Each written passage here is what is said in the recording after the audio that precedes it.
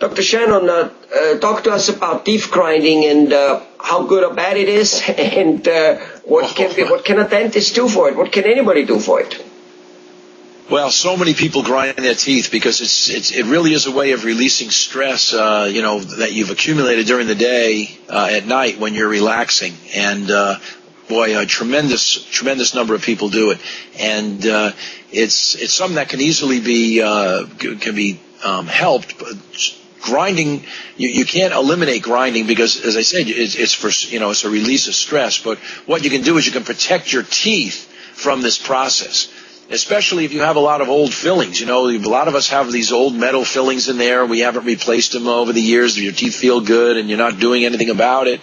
And those big metal fillings, when you're grinding your teeth, they act as a wedge, and they can crack teeth. And I see more cracked teeth because of grinding at night than any other thing, except for a stale Halloween candy once a year. I get that a lot. But other than that, it's just basically from grinding at night. And a simple soft appliance in there that acts as a shock absorber will allow you to continue grinding your teeth, but at the same time will protect your teeth from those really heavy-duty forces. It's no different than a car, a car goes over a bump, and if you have no shocks or poor shocks in them, your teeth bounce, your head bounces, the whole car feels like it's ready to take off. But if you have nice shock absorbers in there and you bang into a pothole on one of our beautiful Los Angeles streets after a winter rain, you get a nice a cushion there. You don't feel like you're doing any damage. And it's the same thing with this appliance. And it's very easy to tell if a person grinds their teeth. We can see these wearing marks that are on the teeth. We know where to look for them. It's very simple.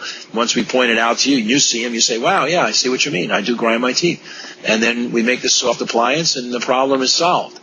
And it's a great situation. It's very similar to, if playing sports, we make sports appliances, and they actually come in different grades, a soft or a light, a medium, and a heavy. So the heavy-duty ones are for the guys that play ice hockey, for the guys that, do kickboxing and things like that, because the impact that they receive is really tremendous. But for somebody who is doing something less than that, maybe they're just playing, say, baseball, there's not a lot of contact, but you want to have something in case there is contact at one of the bases or something, then you wear a lighter one, and that'll protect that type of contact. So there's a correlation with that also with children and adults when they're exercising or playing sports. It's a good idea to protect their teeth with a shock absorber, with a sports night guard that we make, and it's very similar to our night guards. And again, we call them night guards. They're actually, for grinding, because people grind their teeth at night. And there's lots of different appliances out there, but you really don't want to have a big, heavy, bulky thing that, you just feel like you're strapping yourself in for a trip to the moon before you go to bed. We make these very soft, pliable ones that are a very strong vinyl material. You put them in over your bottom teeth so you can still talk with it in, It seems like when I'm ready to go to sleep, that's when my wife wants to talk to me and ask me all these questions 5 minutes before I'm going to bed. So I put my little grinding appliance in there that I wear, and she starts asking me questions. Well, with that appliance in there, you can still talk because it's not bulky, so it's kind of nice. And it also helps my snoring, so I get a little help with that. Wonderful. So basically, there are. Let me just fast summarize. There are several type of appliances you dentists make. So one is for grinding the teeth, which you just talked, and for protecting your teeth when you do sports, maybe even skiing or snowboarding, just in case you hit. My wife, she doesn't ski because when she first went on the ski slope, way before she knew me, which, she shouldn't have done so, I would have taught her better, she knocked out 3 or 4 of her teeth. So now you just can't get her on it anymore on that ski slope, right? But anyway, sure. So sports, so there's the sports appliance, which comes in heavy and medium and whatever and soft type of way, depends on which sports you play. The grinding appliance. Right. Then there's obviously the appliance for the sleep apnea so that you can actually get, breathe, which we talked about. Yeah? Right, that's correct, so, that's right. Yeah, let's just say the grinding one and the sleep apnea one, can they work together? Can they be one and the same or so? Yeah, see, what happened with me, I needed something for grinding, and then once I realized I had sleep apnea and I didn't want to use all that heavy equipment that the doctors wanted to strap me in with, then I just incorporated my appliance that I wear for snoring.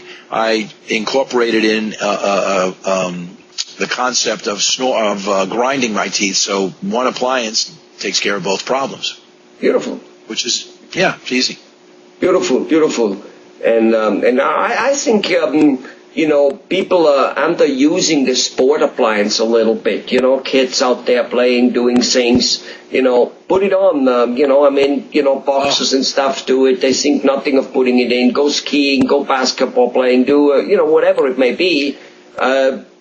It's so much better than damaging your tooth, Oh, there's nothing worse than having a 12-year-old boy come into the practice. He's got one of those trick bicycles. I mean, I remember that when my kids were younger, and I used to really be nervous about that type of thing. But you don't want to tell them not to do things, but they go up on one wheel and and then there was the skateboard stuff. But I mean, I've had kids come in the office where they've just been playing on swing sets, in those monkey bar things and climbing, and they've fallen down and they've hit on a bar and they've split the tooth off at the gum.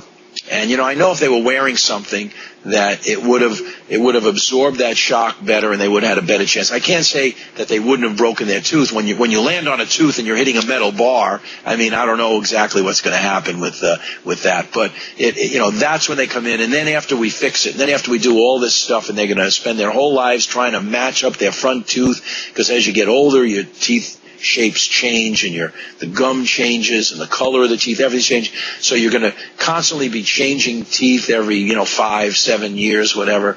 And that's when the parent says, do we think I can get a mouth thing for him? Because he's always playing roller hockey with his friends on the street, and they don't wear helmets, because it's not a team. So when it's not a team, the coach, there's no laws that say they have to wear it to go out. So they're on the street and they don't wear it, or they're on a skateboard and they're going through these tunnels and all these different jumps and everything, and they don't wear a helmet, or they're not protected. And it's like, now they ask me, it's too late now, it's never too late, but I mean, they already broke something. It's really a shame, So, yeah, I recommend the kids they're wild today. There's lots of excitement to do out there, and there's lots of things that they want to try.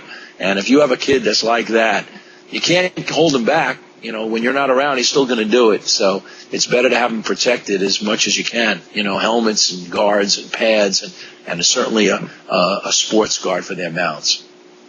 Wonderful. Wonderful. Thanks a lot, Dr. Shannon. You're welcome.